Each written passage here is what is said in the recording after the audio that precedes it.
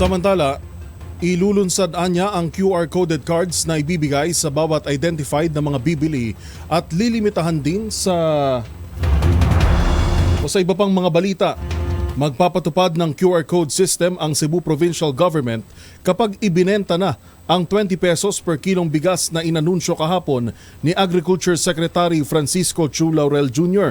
Sa panayam ng DZRH, sinabi ni Cebu Governor Gwen Garcia na ito'y upang hindi maabuso ang bagsak presyong bentahan ng bigas. Ilulunsad naman ang QR-coded cards na ibibigay sa bawat identified na mga bibili at lilimitahan din sa 10 piso o 10 kilo ang kada kilo ang bentahan. Ibebenta ang 20 pesos per kilong bigas sa bawat munisipyo o city hall at tiniyak din na walang mangingialam na trader. Samantala, upang maibenta ng mas mura ang bigas, magiging 6 pesos and 50 centavos ang subsidiya ng national at 6.50 din sa local. Opo, yung 650 kaming mag-a-absorb ng subsidy. Now, the President told us this will be for the time being.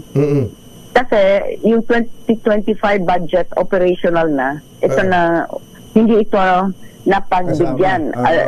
But he assured us by 2026, wala na kaming subsidize. Ayun. National government na popondohan na talaga sa budget.